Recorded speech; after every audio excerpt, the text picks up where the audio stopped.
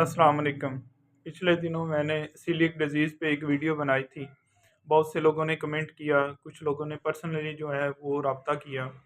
तो पहली बात तो ये है कि इसकी अवेयरनेस बहुत कम लोगों में है। वो ये समझते हैं कि अगर हम सीलिएक डिज़ीज़ के पेशेंट हैं तो हमने सारी उम्र ही ग्लूटेन फ्री डाइट जो है वो ही इस्तेमाल करनी है, गंदम से मुकम्मल परहेज़ रखना है। तो नॉर्मली ऐसा नहीं है। इसमें कुछ साइन एंड सिम्पटम्स हैं। इसका अल्हम्दुलिल्लाह बेहतरीन जो है ट्रीटमेंट वो मौजूद है। तो पहले हम ये देखते हैं कि सीलिएक डिजीज़ है क्या। सीलिएक डिजीज़ बेसिकली गंदम में मौजूद एक प्रोटीन है जिससे बंदे को एलर्जी होती है, हसास होती है बॉडी, उसको हम ग्लूटेन कहते हैं। ठीक है। तो जो भी बंदा ग्लूटेन से सेंसिटिव है, हाइपर सेंसिटिविटी की वजह से उसको कोई इशू बन जाता है, वो जब भी गंदम या गंदम से रिलेटेड कोई भी चीज़ इस्तेमाल करता है तो उसमें मुख्तलिफ़ किस्म की जो है वो सिम्टम्स क्रिएट होना शुरू हो जाती हैं। नॉर्मली देखा गया है कि ऐसे लोग जो हैं वो सिर्फ़ ग्लूटेन फ्री डाइट इस्तेमाल करते हैं और बाकी ये समझते हैं कि ये इलाज इसका पॉसिबल नहीं है, तो हमने अपनी जो बकाया ज़िंदगी है वो इसी तरह गुजारनी है। ज़िंदगी मौत का तो पता नहीं होता, लेकिन ये है कि अगर एक बच्चे को स्टार्टिंग में, शुरू में, इनिशियल स्टेज में पता चल जाता है कि इस बच्चे को ग्लूटेन एलर्जी है, तो आप खुद सोचें कि वो अपनी सारी ज़िंदगी ऐसी चीज़ से कैसे अवॉइड कर सकता है जो हमारी डाइट का प्रॉपर हिस्सा है, जो हमारे सोशल नॉर्म्स हैं, जो हमारे घरों में रूटीन में इस्तेमाल हो रहा है, तो वो कितना ही देर परहेज़ कर सकता है। और जिस दिन वो बात परहेज़ी करेगा उसको वही सिम्टम क्रिएट होना शुरू हो जाएंगी। तो ग्लूटेन से रिलेटेड जो भी है बेसिकली वो इम्यूनिटी लेवल की ख़राबी है। इसको हम ऑटो इम्यून डिजीज़ में काउंट करते हैं। बेसिकली बॉडी का इम्यूनिटी लेवल इतना लो होता है कि वो जो ग्लूटेन है, वो जो प्रोटीन है गंदम से जो हमें हासिल हो रही है, उसको अब्ज़ॉर्ब नहीं कर पाती। तो उसमें क्या होता है कि वो छोटी आंत में वर्म शुरू हो जाता है, कभी-कभी वो सीवियरिटी इतनी ज़्यादा हो जाती है कि उसमें मुख्तलिफ़ किस्म के छाले टाइप बनने शुरू हो जाते हैं, जिसको हम मुख्तलिफ टेस्ट वगैरह में देख सकते हैं। तो चूँकि ये ग्लूटेन जो है इसका इंतज़ाम और जो चीज़ भी हम खाते हैं, विटामिन्स हैं या जो भी इससे रिलेटेड डाइट होती है हमारी, उसमें जो भी ग़िज़ाई अज़्ज़ा होते हैं उसने अब्ज़ॉर्ब अंतड़ियों में जाके होना होता है। तो चूँकि ये डायरेक्टली उसमें सोज़िश पैदा कर देती है, उसमें ख़राबी करती है, तो फिर हमें लूज़ मोशन शुरू हो जाते हैं।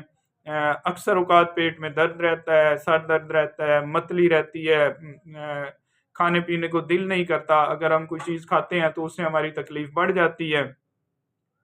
और ये सिर्फ़ इस हद तक नहीं कि हमने गंदम से चीज़ कोई खाई है, इसमें बॉडी पे रैश होना शुरू हो जाते हैं और कभी-कभी वो इतनी सीवियर कंडीशन में हो जाते हैं कि वो नॉर्मल मेडिकेशन से भी ठीक नहीं होते। उसका जो ड्यूरेशन टाइम होता है, वो काफ़ी हद तक लंबा हो जाता है। अगर मौसमी असरात की बात करें तो कोई भी गर्मी सर्दी से रिलेटेड छोटा बहुत इशू बन गया है, तो वो एक क्रॉनिक डिजीज़ में कन्वर्ट हो जाता है। वो ये समझते हैं कि ये अब लंबा चलेगा क्योंकि इम्यूनिटी लेवल कमज़ोर होता है।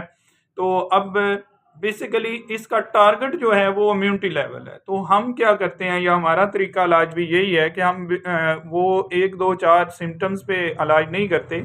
ये चूँकि एक क्रॉनिक डिजीज़ है, एक दायमी बीमारी होती है।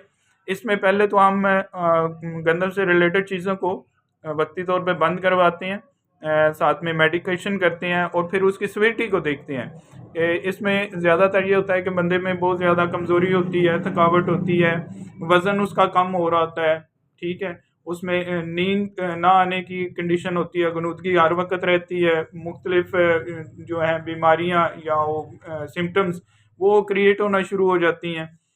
सांस से रिलेटेड मसले शुरू हो जाते हैं, बंदे का फिज़िकल एक्टिविटी को दिल नहीं करता, वो चाहता है कि हर वक़्त लेटा रहे, आराम करता रहे।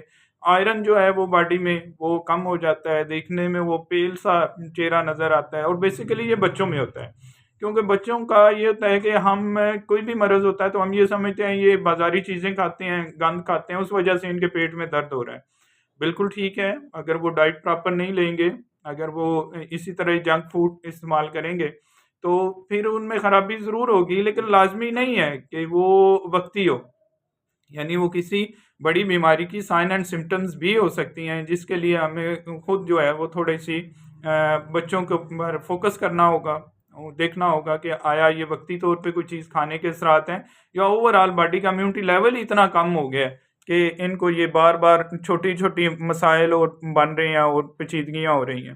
ठीक है, तो इसमें ये होता है कि आप उनको आयरन से रिलेटेड जो भी सप्लीमेंट देते हैं वो भी फ़ायदा नहीं करते। उसकी वजह ये होती है कि वो मज़ीद पेट में अंतड़ियों में जाके सोजिश का बायस बन जाती हैं।